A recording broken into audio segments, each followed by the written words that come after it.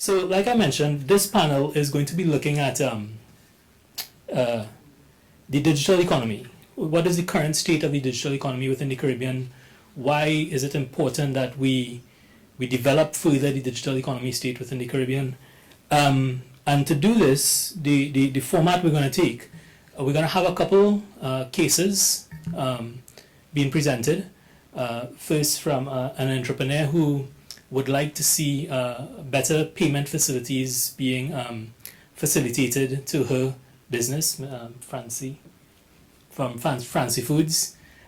She would like to see better payments being facilitated into her entrepreneurial ventures.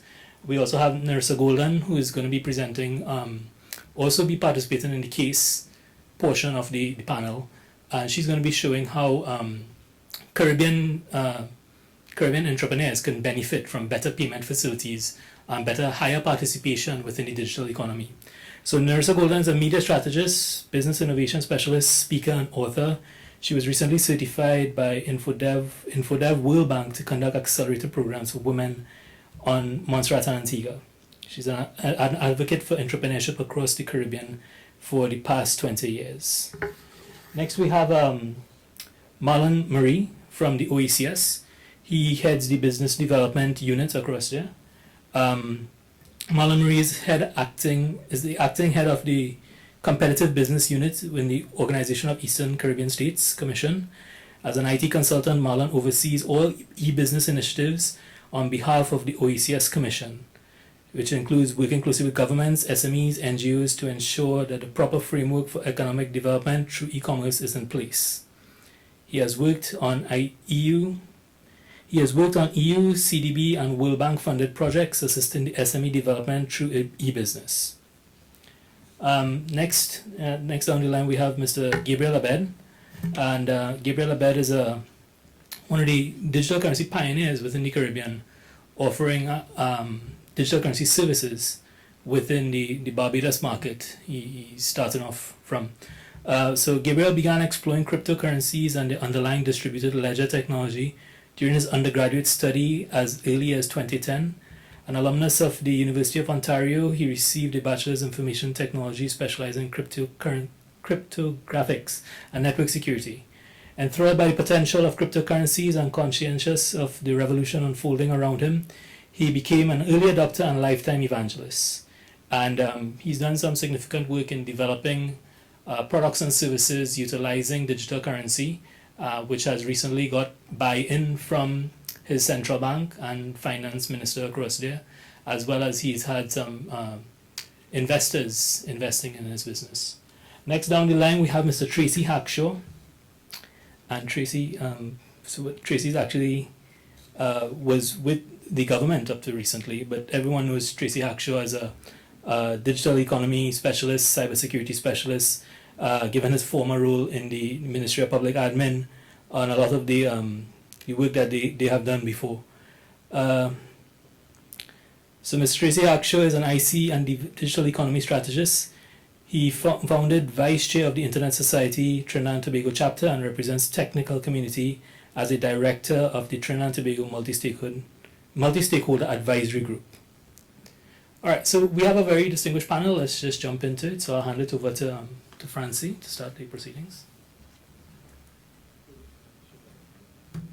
Okay, good afternoon, everyone, and thank you for having me here. I just want to thank ECLAC for giving me the opportunity to talk. This is indeed a very distinguished panel, and I always manage to be the most ordinary person. And I'm very happy to be here today. I am Franci Hodgkinson Clark, and about 6 years ago, for a number of personal reasons, I am a trained zoologist. I started my career as an assistant lecturer at UE, and sometime later when I had kids, I decided to leave and become a teacher. I taught for about 15 years, and when my youngest daughter was born, 11 years ago, I left teaching, and after a couple of years, I decided I needed to have a career of my own, and I decided to start this business. So this is how the Food Experience Company came about. And I think this is the story of how little businesses start. Okay, so Franci Foods we're a professional catering company now at this point in time. I'm self-taught, but I am I think I can say we were a very good company, and we create a memorable food experience. So, food catering company, event and special occasion catering. We're not going to spend too much time here. If I'm not getting this to advance. Right, there we go. So, when we started, this is what we did. We would cater to corporate entities and things like board meetings, events. Like normally at something like this, my job will be done at around this time when you all convene after the lunch break. But now I'm here in front of you today. We'd also do private functions. But you know what, we soon realized that this couldn't work on its own because catering is up and down. One day you have a job for 1,000, another day it's 10,000. 2 weeks later, it's 20. 2 weeks later, it's nothing. So, you know, it's so sporadic that what would happen is there would be challenges retaining staff, challenges paying bills, challenges managing money. So then we decided to introduce daily services. Okay, so we introduced menus for lunches and salads, delivery, and our clientele would include people in the workforce. There's some of my clients in this room today, actually. Executives, people with special needs, elderly, and shut-ins. I mentioned these because these latter category provide special payment challenges as well, right? I thought today when I came that this is what I'll be talking about, how we use technology. So I'm going to go really quickly through it. I grew the business using the social media and many of these rather inexpensive tools. Website, emails, social media, Facebook, Twitter. When we first started, we'd use flyers like these. That every week we develop a flyer and physically send it. I never printed it really, but we'd send it to like, I'd have to punch in a hole or copy a whole bunch of emails and send it off to people, things like this. And then we started to use e-flyers and to a larger client listing, you know, of emails. Then things like web ad and direct marketing and so on, web ads and so just to find ways of getting our name out there. What I wanted to do is develop a client base so that sporadic work would become regular work. No one particular client may call us 3 times a year, but if I had 200 of those and I get 600 calls a year, something like that. Okay, we have a website, francifoods.com. I'd love for you all to visit it. We just changed it and I thought I could have pulled up the new look. And again, at one time, this is one way that we gather emails. We'd ask people when you join, you know, come to the website, sign up so that you could always be on our client listing and so on. Okay, and then we use WhatsApp very widely for day-to-day sort of ordering and so on. Anything other than the day-to-day orders, any jobs we have, we communicate with clients directly, email or visit them. And of course Facebook, because one of the things that I thought was important is to just be a go-to person for food.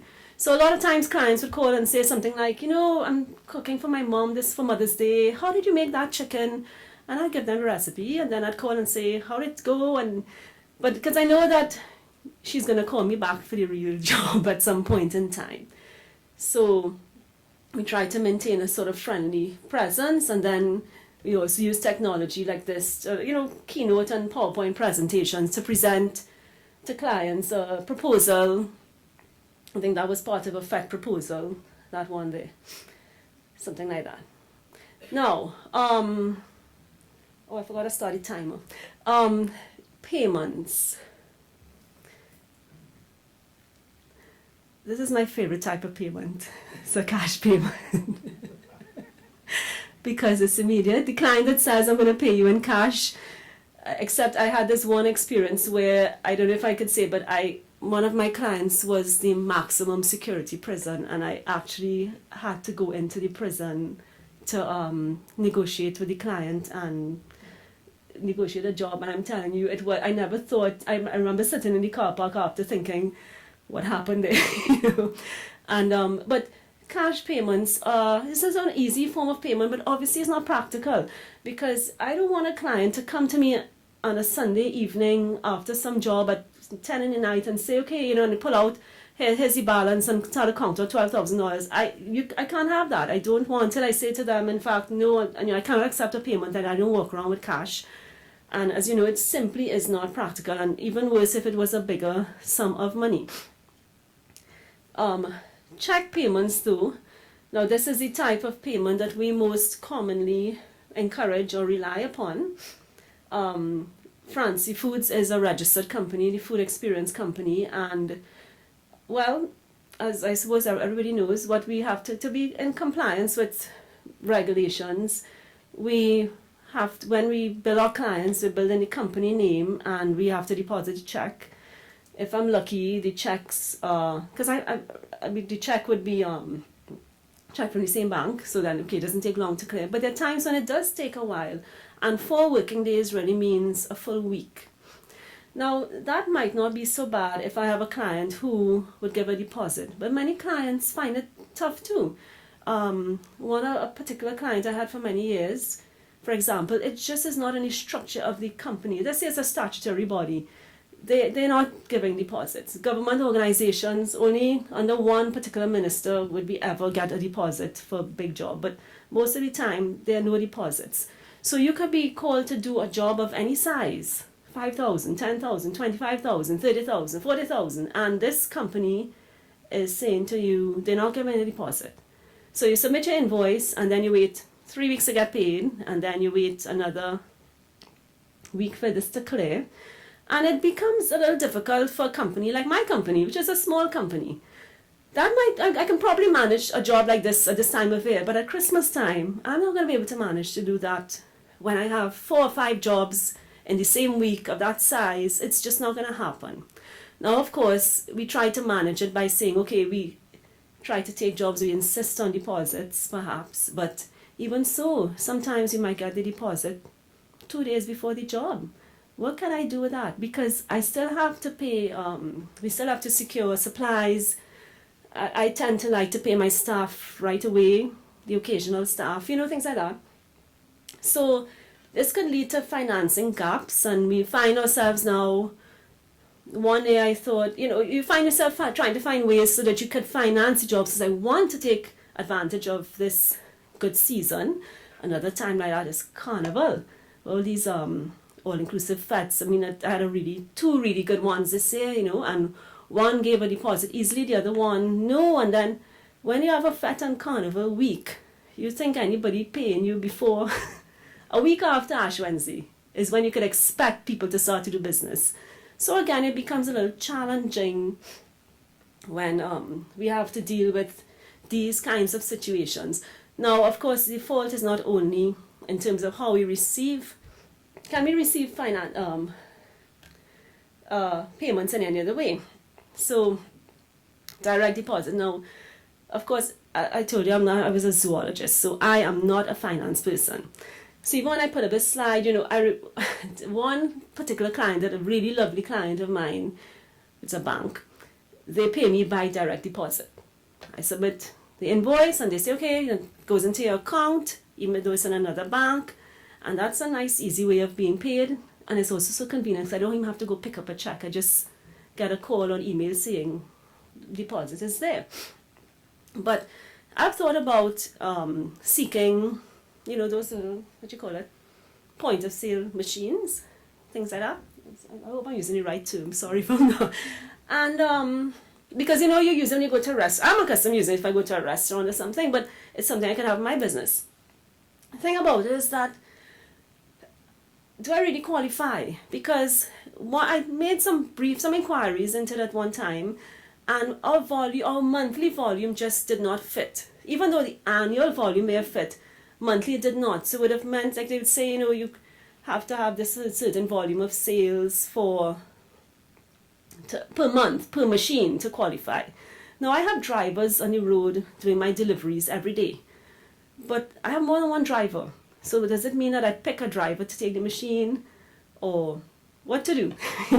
How is that going to work? So it's just simple. It seems simpler to say, just collect cash, or I bill the clients at the end of the month and we collect, then we go round and we have to go collect checks, because it doesn't work. And then the other thing is too now, there are a number of clients who just not interested in paying like this.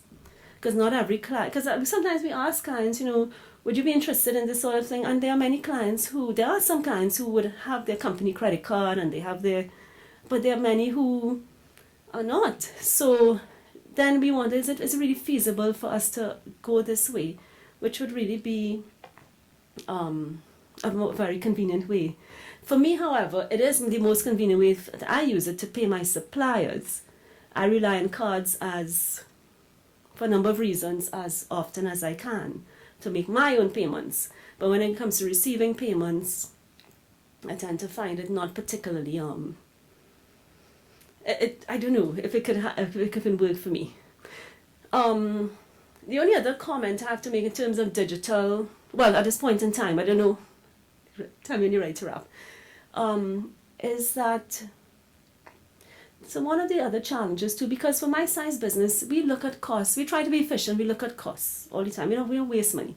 And, I have found that even online transactions for business, at times I keep emphasizing, we are a small business. And sometimes it just seems that the fees are so much higher. So for my own private and personal bank accounts, the online is easy and efficient and the cost is negligible. For the business now, I hear we start at $300 a month. Why do I have to pay $300 a month to check 2 transactions a month?